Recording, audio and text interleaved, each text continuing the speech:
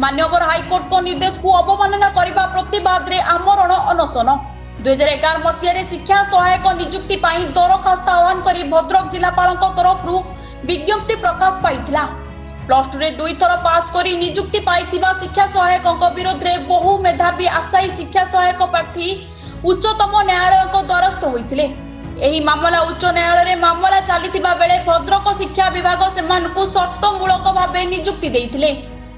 जिले में 100 रु अधिक शिक्षक एभली भावे प्लस टू रे 2 थर पास करी आज पर्यंत शिक्षकता करि आसुछंती।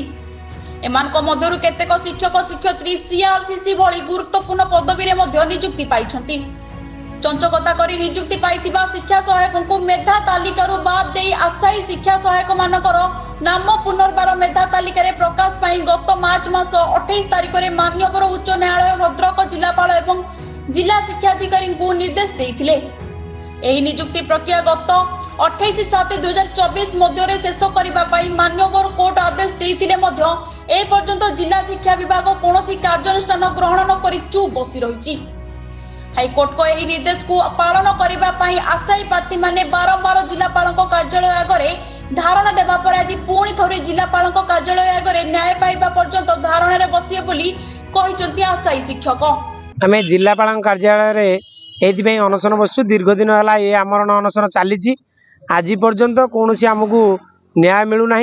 3 थर आम चीफ मिनिस्टर ग्रीवेंस को जा सारे सब प्रकार ऑर्डर आसी जो पिला माने 2 थर पास कर जाल सर्टिफिकेट नहीं 2011 रु शिक्षा सहायक नियुक्ति अच्छी से बहिष्कार दाबी आमर आमरण अनशन और आमर आम जो मेरिट लिस्ट थिलु आमको पुनर्बार नियुक्ति दि जाऊ से आम बहुत जिलापाल पूर्व जे जिलापाल महोदय थे जनईलु ए नूतन जिलापाल आम लिखित भाव में जनईचु से 30/12 शोकज नोटिस लगी मो पाखे भी से नोटिस अच्छी जो पिला माने डुप्लिकेट माने डबल सर्टिफिकेट करी चाकरी करछंती से नोटिस लागिला परे भी डीओ महोदय आम जो डीपीसी महोदय अच्छा सी एवं जिलापाल महोदय से एग्नेस्ट कौन एक्शन नौना कि आमको किसी प्रतिश्रुतिमूलक आम उपर किसी पदक्षेप नौना आमको किसी नियुक्तिर सुजोग आमको दि जाऊना से आमर ये आमरण अनशन आमर आज आमरण अनशन कर अभिप्राय है कि जे आज को दीर्घ 7 मास होगला आम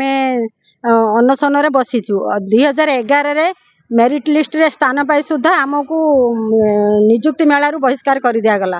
तो 2 थर सर्टिफिकेट नहीं भोकेशनाल एवं उपशास्त्री करी पास करथिया पिला मानकू नियुक्ति दिगला। एथिपाई आम हाईकोर्टर द्वारस्थ होइतिलु। मान्यवर हाईकोर्ट ऑर्डर मान्यवर मुख्यमंत्री ऑर्डर मान्यवर आमर पूर्वतन कलेक्टर ऑर्डर 3टा ऑर्डर आनी आम से पाखरे सबमिट कला सत्वे भी से कौन दाबी पूरण करूना एवं जदि उचित न्याय न मिले तेबे शेष निजक आत्माहुति देवा नहीं धारणा बसी आशायी शिक्षक। भद्रकपुर कमल लोचन पंडा का रिपोर्ट डुमानी टीवी।